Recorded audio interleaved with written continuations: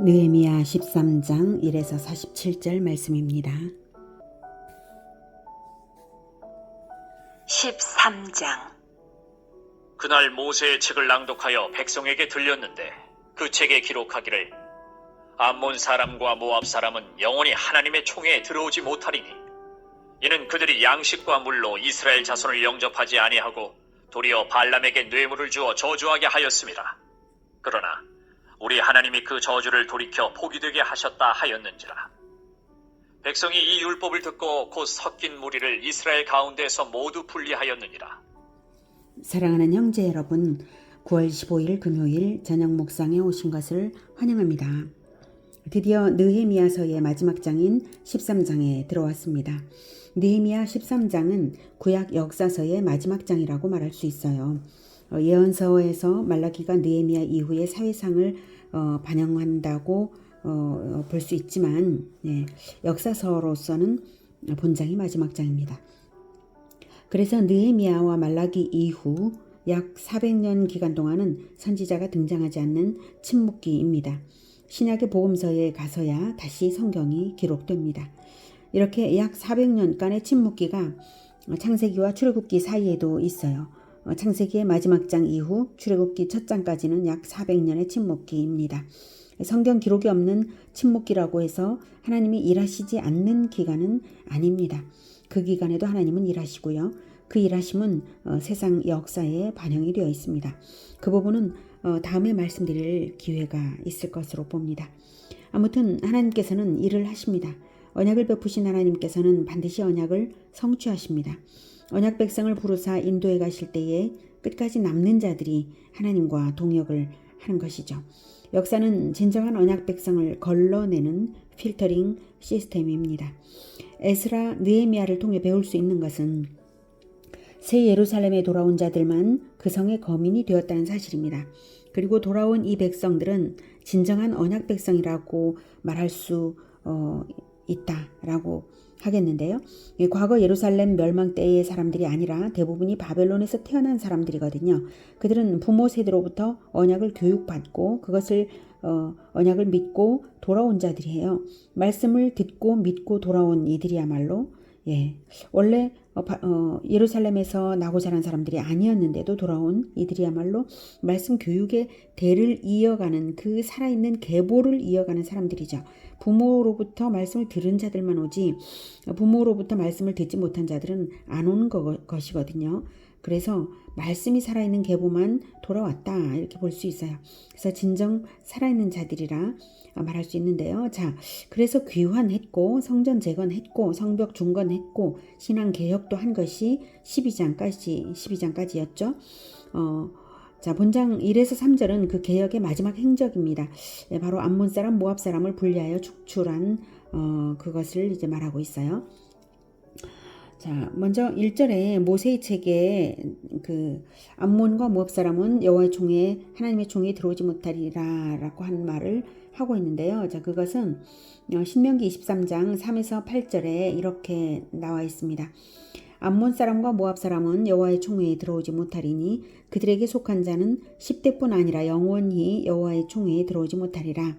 그들은 너희가 애굽에서 나올 때에 떡과 물로 너희를 길에서 영접하지 아니하고 메소보다미아의 부돌 사람 부올의 아들 발람에게 뇌물을 주어 너희를 저주하게 하려 하였으나 네 하나님 여호와께서 너를 사랑하심으로 네 하나님 여호와께서 발람의 말을 듣지 아니하시고 네 하나님 여호와께서 그 저주를 변하여 복이 되게 하셨나니 내 평생에 그들의 평안함과 형통함을 영원히 구하지 말지니라.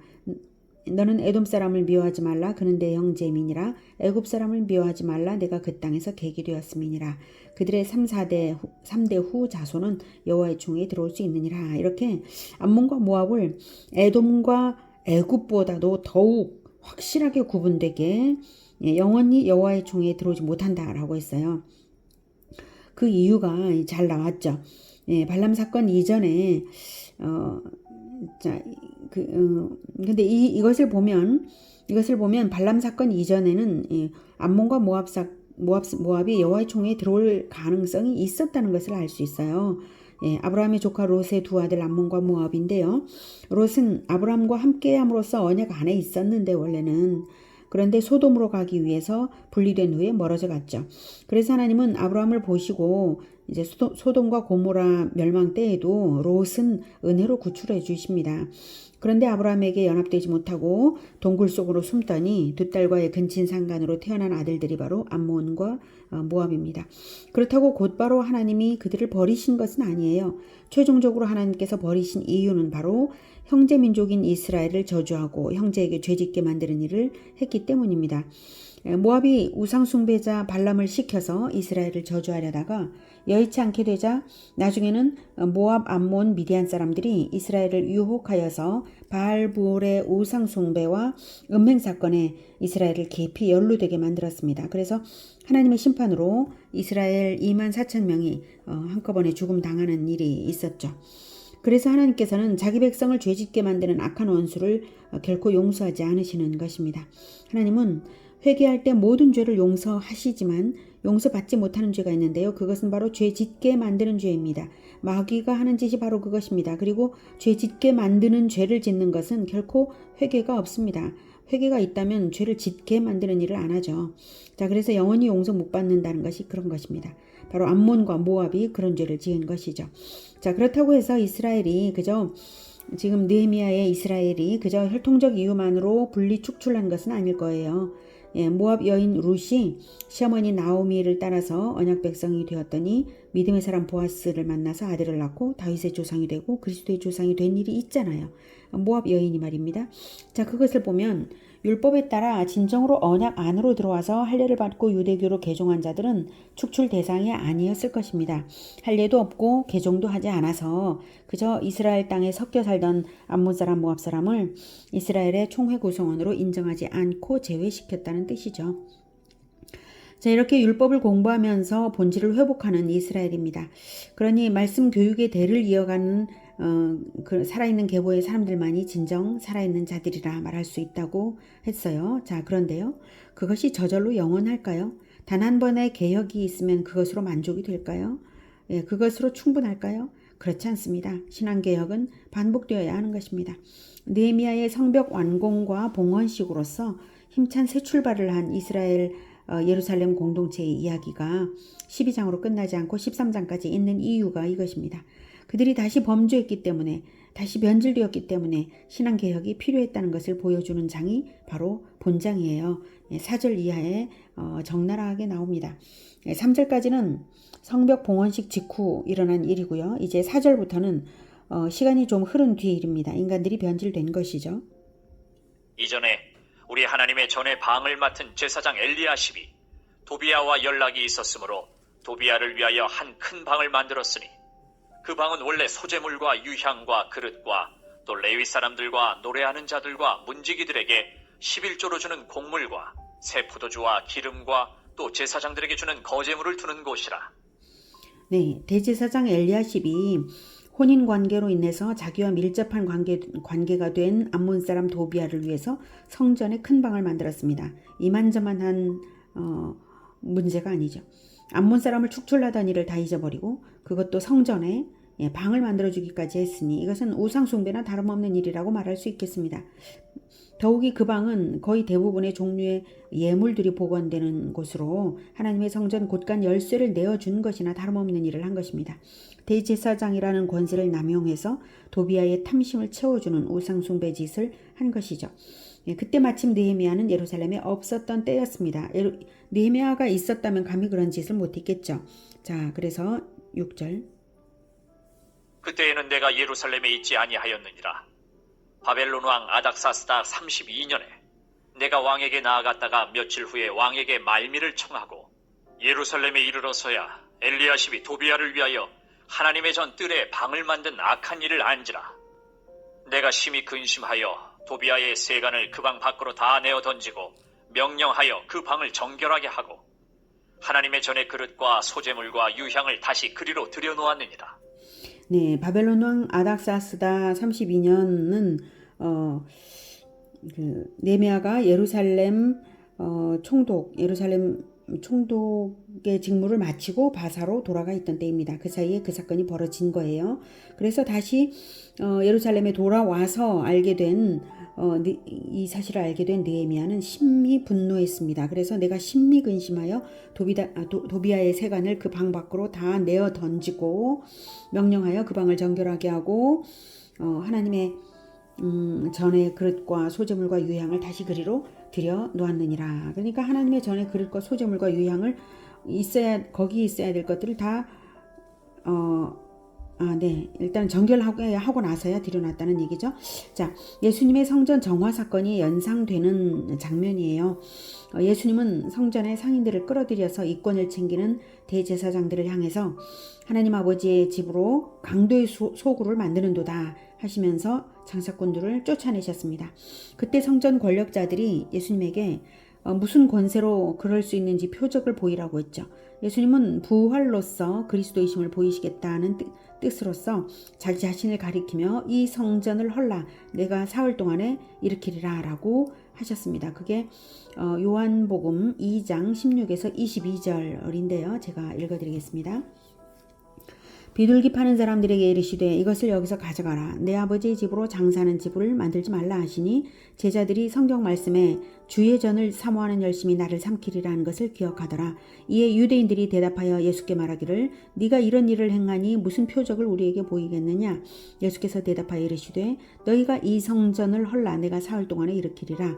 유대인들이 이르되 이 성전은 46년 동안에 지었거늘 네가 3일 동안에 일으키겠느냐 하더라. 그러나 예수는 성전된 자기 육체를 가리켜 말씀하신 것이라. 21절. 그러나 예수는 성전된 자기 육체를 가리켜 말씀하신 것이라. 즉 성전된 자기 육체를 가리키면서 그 유대인들에게 말하기를 너희가 이 성전을 헐라. 자기 육체를 가리키시면서 너희가 이 성전을 헐라. 내가 사흘 동안에 일으키리라. 이렇게 부활을 예언하신 것이죠. 너희들이 나를 이 성전 진정한 성전인 나를 죽인다 해도 나는 부활할 거야. 그것으로서 그리스도의 표적을 보인다. 나는 이렇게 성전을 정화하는 사람이다. 이런 뜻으로 하신 말씀이에요. 그래서 이제 요한복음 2장 22절 죽은 자 가운데서 살아나신 후에야 제자들이 이 말씀하신 것을 기억하고 성경과 예수께서 하신 말씀을 믿었더라라고 제자들은 부활을 겪고 난 다음에야 그 예수님께서 너희가 이 성전을 헐라 내가 사흘 만에 일으키리라 라고 하신 사흘 동안에 일으키리라 라고 하신 그 말씀의 뜻을 그것이 바로 이 부활을 뜻한 것이었구나 하고 알아들은 것이죠. 다시 떠올려서 기억해서 알아들은 것입니다. 그렇습니다. 성전이 건축되었다고 해서 건물이 성전인 것이 아니라 진정 하나님이 임하시게 해야 성전인 것이죠. 오직 예수님이 성전이 되시고요. 성전의 머릿돌 되시고요. 예수님을 모신 거룩한 사람들이 예수님과 함께 성전을 이루는 것입니다. 느헤미야가 없는 사이 예루살렘 성전을 대적들의 탐심으로 강도의 소굴이 되고 있었던 것입니다. 다른 사람도 아닌 대제사장 엘리야십이 그런 짓을 벌인 것을 볼 때 얼마나 인간 근본이 죄인인지 실감이 되는 부분이죠. 그러므로 신앙개혁이 중단된 인생은 죽음입니다. 끝까지 성전 공동체로 남은 자들만 진정 구원이 완성된다는 사실을 깊이 깨달아야 할 것입니다. 이제 10절부터 내가 또 알아본즉 레위 사람들이 받을 몫을 주지 아니하였으므로 그 직무를 행하는 레위 사람들과 노래하는 자들이 각각 자기 밭으로 도망하였기로 내가 모든 민장들을 꾸짖어 이르기를 하나님의 전이 어찌하여 버림바 되었느냐 하고 곧 레위 사람을 불러 모아 다시 제자리에 세웠더니 이에 온 유다가 곡식과 새 포도주와 기름의 11조를 가져다가 곳간에 들이므로 내가 제사장 셀레메와 서기관 사독과 레위 사람 부다야를 창고지기로 삼고 마따냐의 손자 삭굴의 아들 하난을 버금으로 삼았나니 이는 그들이 충직한 자로 인정됨이라. 그 직분은 형제들에게 분배하는 일이었느니라. 내 하나님이여 이 일로 말미암아 나를 기억하옵소서. 내 하나님의 전과 그 모든 직무를 위하여 내가 행한 선한 일을 도말하지 마옵소서. 네, 느헤미야가 예루살렘으로 돌아와서 두 번째로 한 일은 성전 봉사의 직무를 포기한 채 생업으로 떠나버린 레위인들을 다시 불러 모아서 복직시킨 것입니다.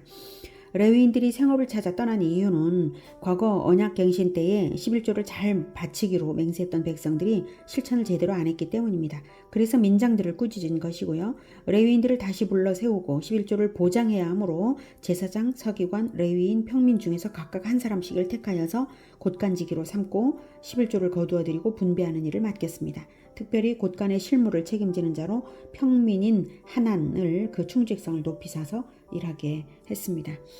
이 14절의 기도는 느헤미야가 뜨거운 열심과 진정성으로 바르게 일을 처리하여서 성전을 새롭게 한 것에 대하여 하나님께 호소하는 이 기도는 자기 자신에게 복을 달라는 뜻도 물론 있지만 그보다도 그 선한 일의 결과가 헛되지 않게 해달라는 것이죠. 이것이 너무나 중요한 일이기 때문입니다. 자, 그 다음으로 한 일은 안식일 준수를 촉구한 일입니다. 15절부터. 그때에 내가 본즉 유다에서 어떤 사람이 안식일에 술틀을 밟고 곡식단을 나귀에 실어 운반하며 포도주와 포도와 무화과와 여러 가지 짐을 지고 안식일에 예루살렘에 들어와서 음식물을 팔기로 그날에 내가 경계하였고, 또 두로 사람이 예루살렘에 살며 물고기와 각양 물건을 가져다가 안식일에 예루살렘에서도 유다 자손에게 팔기로 내가 유다의 모든 귀인들을 꾸짖어 그들에게 이르기를, 너희가 어찌 이 악을 행하여 안식일을 범하느냐? 너희 조상들이 이같이 행하지 아니하였느냐? 그래서 우리 하나님이 이 모든 재앙을 우리와 이 성읍에 내리신 것이 아니냐? 그럼에도 불구하고 너희가 안식일을 범하여 진노가 이스라엘에게 더욱 심하게 임하도록 하는도다 하고. 네, 두로 사람이 예루살렘에 와서 판매 행위를 하는 것에 대해서 17절에 귀인들에게 유다의 모든 귀인들을 꾸짖는 이유는 귀인들이 유교 충족을 위해서 율법을 범하는 원천을 제공하고 있기 때문입니다. 과거 예루살렘 멸망이 바로 이런 정욕적인 문화 때문에 그렇게 된 것이 아니냐라고 꾸짖었습니다. 그리고 백성들이 안식일을 범하지 않도록 현실적인 대안도 마련하는 것이 이제 19절부터죠. 안식일 전 예루살렘 성문이 어두워갈 때에 내가 성문을 닫고 안식일이 지나기 전에는 열지 말라 하고 나를 따르는 종자 몇을 성문마다 세워 안식일에는 아무 짐도 들어오지 못하게 하였으므로 장사꾼들과 각양 물건 파는 자들이 한두 번 예루살렘 성 밖에서 잠으로 내가 그들에게 경계하여 이르기를, 너희가 어찌하여 성 밑에서 자느냐? 다시 이같이 하면 내가 잡으리라 하였더니 그 후부터는 안식일에 그들이 다시 오지 아니하였느니라. 내가 또 레위 사람들에게 몸을 정결하게 하고 와서 성문을 지켜서 안식일을 거룩하게 하라 하였느니라. 내 하나님이여, 나를 위하여 이 일도 기억하시옵고 주의 크신 은혜대로 나를 아끼시옵소서. 네, 유대인들은 일몰부터 일몰까지를 하루로 봅니다. 그래서 안식일이 시작되는 어두워갈 때에 성문을 닫으라라고 한 것이고요. 그리고 안식일 동안 열지 말라 한 것인데 부득이하게 열어야 하는 사정도 있을 테니 종자 며칠 두어서 짐꾼은 들이지 못하게 한 것입니다. 그랬더니 장사꾼들이 안식일이 지나자마자 장사를 하기 위해서 성 밖에서 잤습니다. 그러니 성 밖에 치안 문제 등 바람직하지 못한 상황이 있을 수가 있었겠죠. 강도들이 거기 득실될 수도 있고요. 자, 그래서 그들을 쫓아냈습니다. 그리고 레위 사람들을 성문 문지기로 세웠습니다. 안식일 준수를 위하여 행한 이 일도 성전 정화를 한 일처럼 매우 중요한 일이었고요. 그 실행의 효력이 지속되어야 했고 또한 느헤미야가 복을 받아야 할 일이었으므로 하나님께 기도를 올려드렸습니다. 다음 세 번째로는 이방인들과의 통혼을 금지한 일입니다. 23절. 그때 내가 또 본즉 유다 사람이 아스돗과 암몬과 모압 여인을 맞아 아내로 삼았는데 그들의 자녀가 아스돗 방언을 절반쯤은 하여도 유다 방언은 못하니 그 하는 말이 각 족속의 방언이므로 내가 그들을 책망하고 저주하며 그들 중 몇 사람을 때리고 그들의 머리털을 뽑고 이르되, 너희는 너희 딸들을 그들의 아들들에게 주지 말고 너희 아들들이나 너희를 위하여 그들의 딸을 데려오지 아니하겠다고 하나님을 가리켜 맹세하라 하고 또 이르기를, 옛적에 이스라엘 왕 솔로몬이 이 일로 범죄하지 아니하였느냐? 그는 많은 나라 중에 비길 왕이 없이 하나님의 사랑을 입은 자라. 하나님이 그를 왕으로 삼아온 이스라엘을 다스리게 하셨으나 이방 여인이 그를 범죄하게 하였나니 너희가 이방 여인을 아내로 맞아 이 모든 큰 악을 행하여 우리 하나님께 범죄하는 것을 우리가 어찌 용납하겠느냐? 대제사장 엘리야십의 손자 요야다의 아들 하나가 호론 사람 산발랏의 사이가 되었으므로 내가 쫓아내어 나를 떠나게 하였느니라. 내 하나님이여, 그들이 제사장의 직분을 더럽히고 제사장의 직분과 레위 사람에 대한 언약을 어겼사오니 그들을 기억하옵소서. 내가 이와 같이 그들에게 이방 사람을 떠나게 하여 그들을 깨끗하게 하고 또 제사장과 레위 사람의 반열을 세워 각각 자기의 일을 맡게 하고 또 정한 기한에 나무와 처음 익은 것을 드리게 하였사오니 내 하나님이여, 나를 기억하사 복을 주옵소서. 네, 이방 여자들과 혼인한 상황을 보고 과거 에스라는 자기 머리털을 뽑으며 통회했는데 느헤미야는 혼인한 당사자들을 잡아다가 머리털을 뽑았습니다. 사적인 폭행을 한 것은 아니고요. 총독으로서 맹세를 어긴 그들에게 경각심을 주고자 처벌을 한 것이죠. 그들은 맹세를 어겨서 이방 결혼을 했을 뿐만 아니라 혼인한 아내들과 자기 자녀들을 언약 교육을 시키지도 않았습니다. 유다 말도 할 줄 몰랐다는 것만 봐도 알 수가 있어요. 그러므로 처벌을 받는 것이 마땅합니다. 이스라엘 밖으로 쫓겨나지 않은 것만도 다행인 일이죠. 그리고 자녀들은 절대 이방 결혼 안 시키겠다고 다시 맹세시키고요. 자, 솔로몬 왕의 크나큰 잘못이 바로 이방 결혼을 함으로써 범죄하게 된 일이라고 밝혀 가르쳤어요. 이방 결혼은 곧 이방의 우상 숭배 문화를 받아들이는 것과 동일한 것입니다. 전에는 그 누구도 솔로몬 왕을 비판하지 않았는데 이 느헤미야는 이렇게 밝혀서 솔로몬 왕의 잘못을 적나라하게 드러내어 교육하는 말을 하고 있습니다. 대제사장 엘리야십의 손자 요야다가 자기 아들을 호론 사람 산발랏의 사위가 되게 했네요. 네, 요야다 역시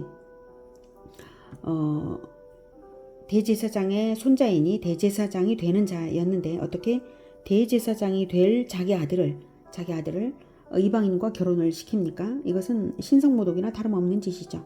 그래서 그들을 쫓아내고 제사장 직분을 모독한 그들의 범죄를 하나님께서 기억하사 심판을 하시도록 기도를 합니다. 정말 원통한 일이죠. 이런 기도를 안 할 수가 없는 일이에요. 자, 그리고 레위 사람들이 자기 직무를 정한 대로 잘 할 수 있게 하고 또 자원들이 드려지도록 이제 보살폈습니다. 느헤미야가 한 일들을 보십시오. 성전을 정화한 일, 안식일을 준수하게 한 일, 이방 결혼을 금지한 일, 제사장의 직분을 모독한 자를 쫓아낸 일, 레위인의 직무를 지키게 한 일, 어느 것 하나 중요하지 않은 일이 없죠. 그리고 어느 것 하나 개혁이 필요하지 않은 일이 없습니다. 계속적인 개혁, 이것만이 살 길입니다. 인간들이 얼마나 빨리 변질되는지 알 수 있어요. 이렇게 계속적으로 개혁하도록 하는 자, 이런 리더가 교회들마다 꼭 필요한 것입니다. 우리는 가정이든 셀이든 교회 공동체든 하나님의 교회 공동체를 보살피는 자들로서 느헤미야를 본받아야 할 것입니다. 성전 공동체의 정결을 감독하고 안식일 계명을 준수하게 하고 믿음의 결혼은 물론 언약교육의 전수를 위해서 힘써야 하고요. 맡은 직분을 성실히 수행하여야 할 것입니다. 느헤미야처럼 계속 개혁의 정신으로 지켜내는 자가 있어야만 공동체는 그 생명성을 잃지 않을 것입니다. 느헤미야 같은 자가 없으면 암몬이나 모압처럼 언젠가는 언약 백성으로부터 분리될지 어떻게 알겠습니까? 우리가 느헤미야처럼 언약 공동체의 성벽을 세워 공동체를 보호하는 그러한 자들이 다 되고 풍성한 복을 받기를 기원합니다. 기도하겠습니다. 하나님, 예루살렘 성전과도 같고 예루살렘 성과도 같은 우리 교회 공동체를 세워주심을 감사드립니다. 하나님, 우리들 모두가 한 가정에서, 한 교회에서, 한 공동체에서 느헤미야와도 같이 계속 개혁을 포기하지 않고 이끌어가는 그러한 자들 되게 도와주시옵소서. 개혁이 없으면 살아있을 수가 없습니다. 우리는 죄인이오니 하나님, 우리를 늘 새롭게 하사 개혁되는 자들 다 되게 끝까지 개혁의 삶을 살 수 있게 주님 도와주시옵소서. 예수 그리스도 이름으로 기도드립니다. 아멘. 이어지는 시간은 개인 기도 시간입니다.